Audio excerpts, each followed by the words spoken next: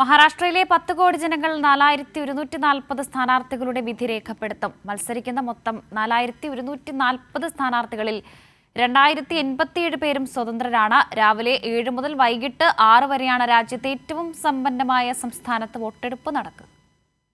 മഹാരാഷ്ട്രയിലെ ഏകദേശം 10 കോടി ജനങ്ങൾ 4140 സ്ഥാനാർത്ഥികളുടെ വിധി തീരുമാനിക്കും. രാവിലെ 7 മുതൽ വൈകിട്ട് 6 വരെയാണ് രാജ്യത്തെ ഏറ്റവും സമ്പന്നമായ സംസ്ഥാനത്ത് വോട്ടെടുപ്പ്. 288 സീറ്റുകളിൽ 234 എണ്ണം പൊതുവിഭാഗത്തിലും 29 എണ്ണം പട്ടികജാതി, 25 എണ്ണം പട്ടികവർഗ വിഭാഗത്തിലുമാണ്. സാധുവായ 7078 നാമനിർദ്ദേശങ്ങളിൽ നിന്ന് 2938 പേർ പിൻവലിച്ചതിനെ തുടർന്ന് 4140 സ്ഥാനാർത്ഥികളാണ് നിലവിൽ മത്സരിക്കുന്നത്. BJP 149 സീറ്റിലും കോൺഗ്രസ് 101 സീറ്റിലുമാണ് മത്സരിക്കുന്നത്.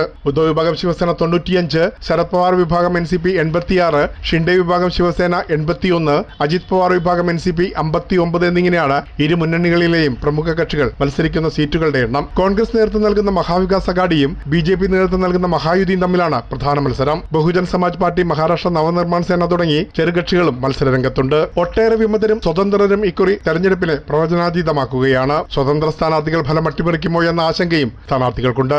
മത്സരിക്കുന്ന മൊത്തം 4140 സ്ഥാനാർത്ഥികളിൽ 2087 പേരും സ്വതന്ത്രരാണ്. അതുകൊണ്ട് തന്നെ സർക്കാർ രൂപീകരണത്തിൽ ഇവരുടെ പങ്ക് നിർണായകമായിരിക്കും. മുഖ്യമന്ത്രി ഏക്നാഥ് ഷിൻഡെ, ഉപമുഖ്യമന്ത്രിമാരായ ദേവേന്ദ്ര ഫട്നാവിസും അജിത് പവാറും കൂടാതെ രവീന്ദ്ര ചവാൻ, നവാബ് മാലിക്, ആദിത്യ താക്കറെ, മിലിന്ദ് ദേവ്ര, രാഹുൽ നർവേക്കർ തുടങ്ങിയവരാണ് മത്സരരംഗത്തുള്ള പ്രമുഖർ. CPIM സ്ഥാനാർത്ഥികളായ വിനോദ് നിക്കോളെ, JP ഗാവിത്ത് എന്നിവരും മഹാവികാസ് അഘാഡി സഖ്യത്തിന്റെ ഭാഗമായി മത്സരരംഗത്തുണ്ട്. ഭരണകക്ഷിയായ BJPയുടെ നേതൃത്വത്തിലുള്ള മഹായുതി സഖ്യം അധികാരം നിലനിർത്തുന്നതിൽ ശ്രദ്ധ കേന്ദ്രീകരിക്കുമ്പോൾ മഹാവികാസ് അഘാഡി സഖ്യം ശക്തമായ തിരിച്ചുവരവാണ് ലക്ഷ്യമിടുന്നത്.